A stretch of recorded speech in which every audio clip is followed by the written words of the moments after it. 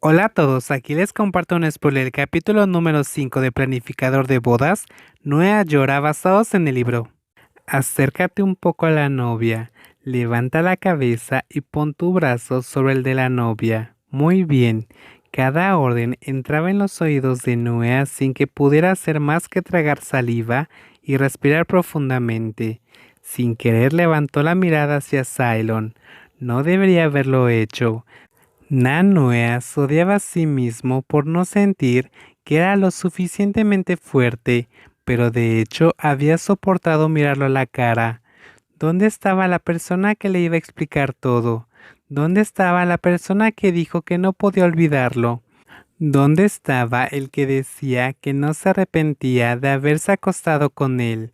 Nanoea solo pudo ver al hombre que estaba a punto de casarse con esa hermosa chica.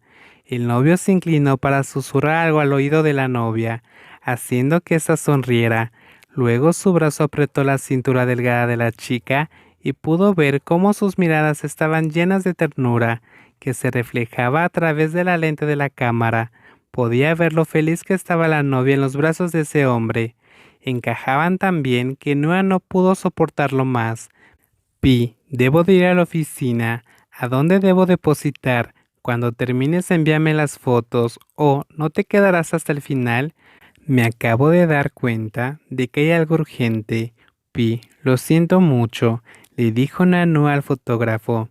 Se sentía mal por hacer eso, pero ya que había un equipo listo para trabajar y al cual ya les había explicado todo el concepto, no pasaría nada si se retiraba. Antes, incluso si se había comprometido a hacerlo él mismo.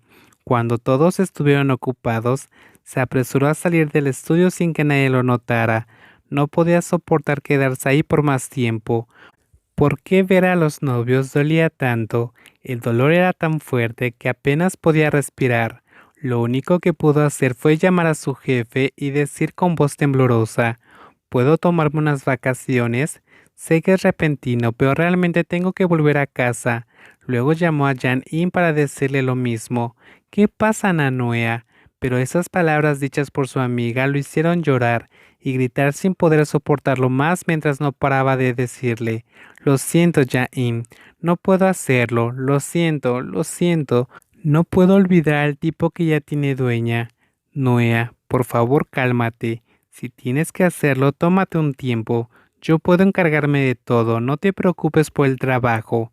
Las palabras que mostraban preocupación hicieron que Noea llorara aún más. Sabía que estaba actuando como un loco, pero el dolor era realmente insoportable. Su corazón dolía tanto que no podía soportarlo. Esa era solo una sesión de fotos previa a la boda y no había podido soportar mirarla.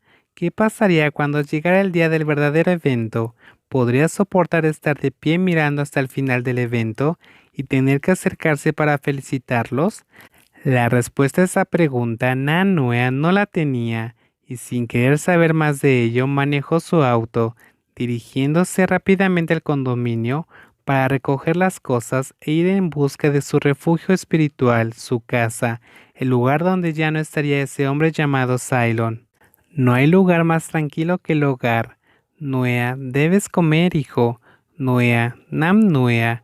Oh, mis oídos están a punto de reventarse, mamá. Estoy justo aquí. Nanoe estaba sentado en el balcón del dormitorio, con los ojos apoyados en la barandilla mirando la plaza pública del pueblo con unos cuantos chicos jugando el baloncesto, lo cual en otro momento podía ser un placer para la vista, pero él solo pudo suspirar. Ni siquiera se había dado cuenta de que su madre había entrado. ¿Desde cuándo y por qué no había llamado a la puerta? Pensó.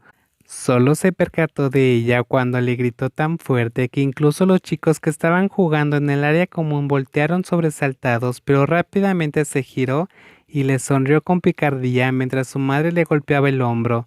Te grité hasta que mi boca estuvo a punto de romperse. Déjame ver si tienes la boca rota, mamá. ¿Quieres alguna medicina? Iré a buscarla. Te crees muy divertido, ¿verdad?